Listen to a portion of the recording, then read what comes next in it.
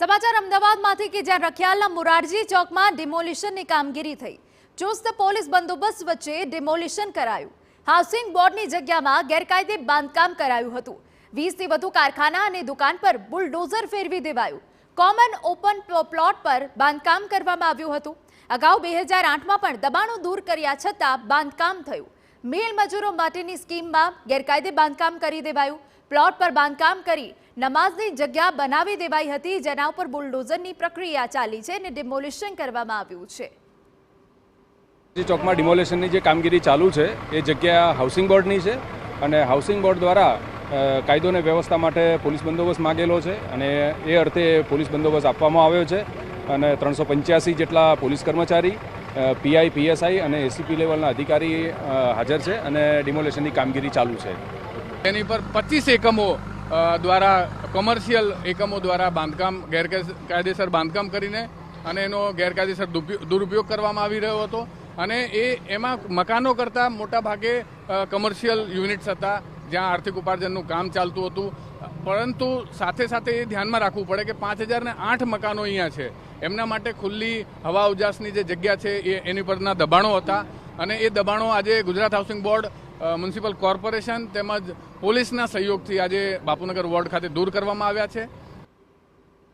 તો સંપૂર્ણ વિગતે વાત કરવા માટે અમારા સંવાદદાતા હરીન માત્રાવાડિયા જોડાઈ ગયા છે। હરીન, આપની પાસેથી જાણવું છે, જ્યારે મોરારજી ચોકમાં ડિમોલિશનની કામગીરી થઈ રહી છે, અત્યાર સુધી કેટલા જે ગેરકાયદેસર બાંધકામ છે તે હટાવવામાં આવ્યા છે? ડિમોલિશનની કામગીરી હાલ કેવી ચાલી રહી છે? શું ગતિવિધિ આપ ત્યાં જોઈ રહ્યા છો?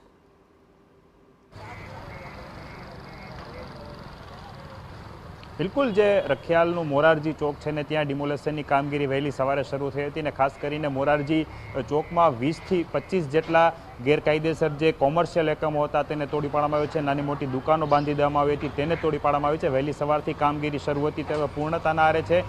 અલગ અલગ જે વિભાગ છે તેના અધિકારીઓ અને કર્મચારીઓ વહેલી સવારથી કામમાં જોડાયા હતા અને કોઈ પણ અનિચ્છનીય બનાવ ન બને તેને લઈને પોલીસનો પણ છે ચુસ્ત બંદોબસ્ત છે અહીં ગોઠવી દેવામાં આવ્યો હતો। જે રીતે દ્રશ્યોમાં જોઈ શકાય છે કે અલગ અલગ 3થી 4 જેસીબીઓ દ્વારા વહેલી સવારથી જ આ પ્રમાણેની કામગીરી છે તે શરૂ કરવામાં આવી હતી અને જે આસપાસના જે હાઉસિંગ બોર્ડના મકાનો છે તેનો આ ખુલ્લો એટલે કે કોમન પ્લોટ હતો અને આ કોમન પ્લોટ લોકોના ગાર્ડનિંગ અવરજવર માટે અને ખુલ્લી હવા ઉજાસ મળી રહી તેના માટે રિઝર્વ માટે રાખવામાં આવતો હોય છે। હાઉસિંગ બોર્ડના પ્લોટને છે હવે ખુલ્લો કરી દેવામાં આવ્યો છે। વર્ષ 2008માં પણ આ પ્રમાણે ડિમોલેશન કરવામાં આવ્યું હતું, ત્યારે પણ ગેરકાયદેસર રીતે અહીં બાંધકામો છે તે બની ગયા હતા અને ફરીથી ડિમોલેશન બાદ એટલે કે વર્ષ 2008-9માં જ્યારે ડિમોલેશન થયું હતું ત્યારબાદ હવે ફરીથી જે બાંધકામો હતા, કોમર્શિયલ એકમો હતા, કારખાનાઓ હતા તેને તોડી પાડવામાં આવ્યા છે। એક પરિવાર દ્વારા જે કારખાનું એટલે કે તેમની દુકાન હતી ત્યાં બાજુમાં જ નમાઝ માટેની જગ્યા છે તે પણ બનાવી દેવામાં આવી હતી, તેનું પણ ડિમોલેશન છે કરવામાં આવ્યું છે। કોઈ પણ અનિચ્છનીય બનાવ ન બને તેને લઈને પોલીસના પણ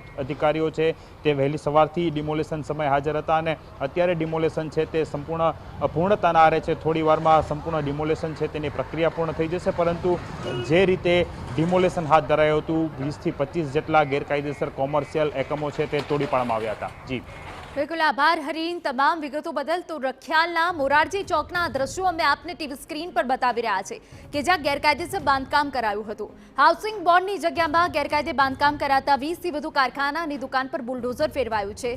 વહેલી સવારથી જ ડિમોલિશનની કામગીરી થઈ છે। અગાઉ 2008માં પણ દબાણો દૂર કર્યા છતાં ફરી એક વખત બાંધકામ કરાયું હતું, જેને ધ્વસ્ત કરી દેવાયું છે, તોડી પડાયું છે।